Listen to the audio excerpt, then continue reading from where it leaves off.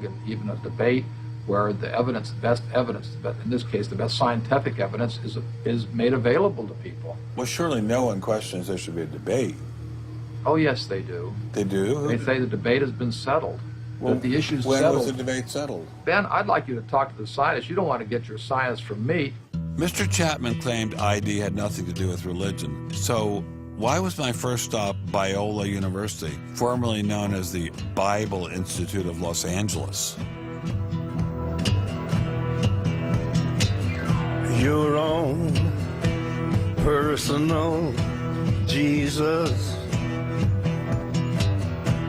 someone to hear your prayers, someone who cares. Footnote in the history of science, Your inference that own Stonehenge was caused by intelligence. personal These Jesus, inferences are remarkably stable in terms of all the knowledge. someone to hear your prayers, someone who's there.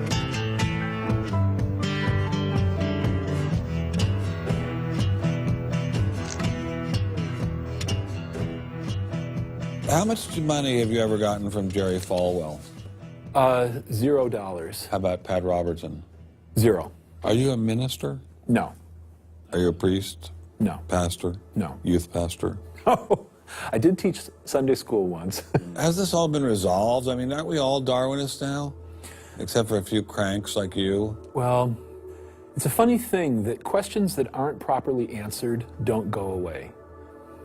This question is loaded with all kinds of political baggage, but one-on-one at a scientific meeting after the third or fourth beer, my experience has been that many evolutionary biologists will say, yeah, this theory's got a lot of problems. So you mean to tell me that there really is a debate among scientists about whether or not evolution occurred? Well, evolution is a kind of funny word. It depends on how one defines it. If it means simply change over time, even the most rock-ribbed fundamentalist knows that the history of the Earth has changed, that there's been change over time. If you define evolution precisely, though, to mean the common descent of all life on Earth from a single ancestor via undirected mutation and natural selection, that's textbook definition of neo-Darwinism, biologists of the first rank have real questions. But the modern theory of intelligent design is just microwaved creationism. I don't think that's the case. Creationism, properly understood, begins with the Bible and says, how can I fit the Bible into the data of science? Intelligent design doesn't do that. Intelligent design is the study of patterns in nature that are best explained as a result of intelligence. So intelligent designers believe that God is the designer? Not necessarily. Intelligent design is a minimal commitment scientifically to the possibility of detecting intelligent causation. Dr. Nelson didn't sound like a crazy person, but I still suspected ID was nothing but reheated creationism. My next stop didn't seem like it was going to alleviate those fears. I didn't crawl out of the ocean, I didn't come from no monkey. Science tends to forget evolution's just a theory. They present it in the textbooks and on animal TV. Like it's fact, but tell me, were you there 12 million BC? Evolution is from an intelligent design perspective, is perfectly acceptable if the sense is that how did the design get implemented? The issue is there real design there, and are these material mechanisms like natural selection, are these adequate to account for everything we see in biology? And our argument is no, it's not. But Darwin produced all this evidence from his travels and his studies at the Galapagos that evolution explained things. If you look at the history of science, people often have a good idea and then they decide just to run with it. And they say, we're going to apply this everywhere. And so Darwin takes his idea of natural selection and says, I'm going to explain all of life with it. I mean, physics used to be Newtonian physics. Newton was physics. And then we got to look to Einstein, general relativity. It's not, Newton isn't enough. Well, I think likewise what we're finding with Darwin is that he had some valid insights, but it's not the whole picture. Okay, Darwinism may not be the complete picture, but what made these guys think they had the missing pieces? I put this question to Dr. Stephen Meyer, author of the paper that originally got Dr. Sternberg in so much trouble. It's hard to believe that this little town is the headquarters of giant Microsoft, which enabled Mr. Gates to begin fantastically rich. Maybe that's what Steve Meyer's doing. Maybe this is somehow going to make him fantastically rich. We'll pin him down like a butterfly on a butterfly board. A butterfly on a killing board. Coffee shop straight ahead. Newton is buried in the geniuses corner at Westminster Abbey, right? That's correct, yeah. Darwin is also buried in Westminster Abbey. Right, and so is Darwin. Right, near right, each other, right. right?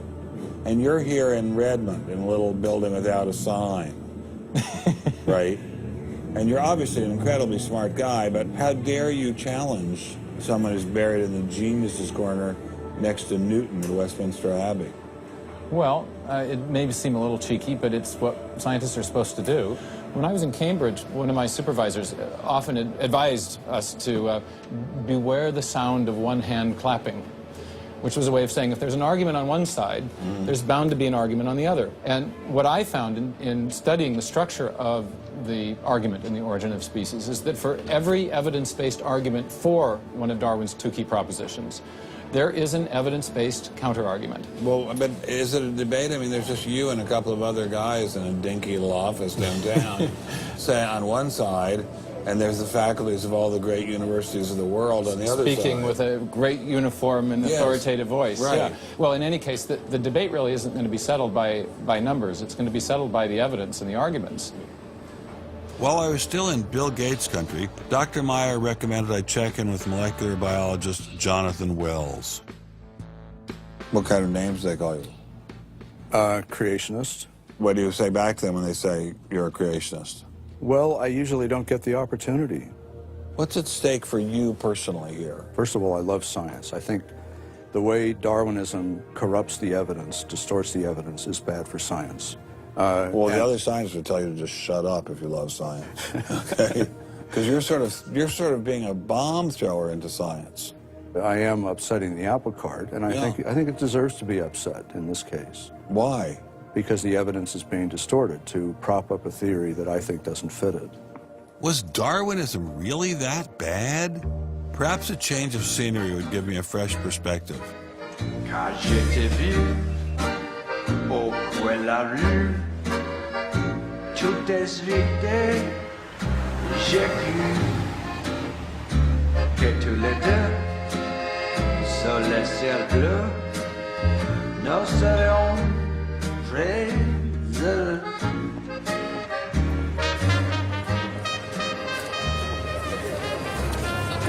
Mr. Berlinski, I assume? Mr. Stein. How are you, sir? So where are you from originally? I was born in New York. Yes. Spent 31 years in Manhattan. Yes. And I spent a lot of time in California, too. And tell me all the various universities where you studied or taught. No, I was at Princeton, then I had a professorship at Stanford, and then I left Stanford, and I taught at Rutgers. I left Rutgers, and I taught at the City College in New York. I left the City College of New York. I taught at the Baruch College. I taught at San Jose. What did you teach at Baruch College? Anything they wanted. Come on in. Thank you, monsieur. What an old building. Wow. It's the oldest in Paris. You're kidding. Merci, monsieur. Ah, je vous en prie, monsieur. Merci. Wow, this is fabulous. Let's put it this way. Before you can ask, is Darwinian theory correct or not, you have to ask the preliminary question, is it clear enough so that it could be correct? That's a very different question. One of my prevailing doctrines about Darwinian theory is, man, that thing is just a mess. It's like looking into a room full of smoke. Nothing in the theory is precisely, clearly, carefully defined or delineated. It lacks all of the rigor one expects from mathematical physics, and mathematical physics lacks all of the rigor one expects from mathematics. So we're talking about a gradual descent down the level of intelligibility until we reach evolutionary biology. We don't even know what a species is, for heaven's sakes. So his theory is smoke, but elegant smoke. There's a certain elegance to it, but you know, I think Einstein had the appropriate remark. He preferred to leave elegance to his tailor. A room full of smoke? That certainly wasn't what I was hearing from prominent Darwinists like Richard Dawkins. Evolution is a fact. It's a fact which is established as securely as essentially any other fact that we have in science. Richard Dawkins is so confident that evolution is a fact and that therefore God doesn't exist, that he has devoted his entire life to spreading the evolution gospel. I'm an atheist with respect to the Judeo-Christian God because there is not a shred of evidence in favor of the Judeo-Christian God. It is completely right to say that since the evidence for evolution is so absolutely, totally overwhelming, nobody who looks at it could possibly doubt that if they were sane.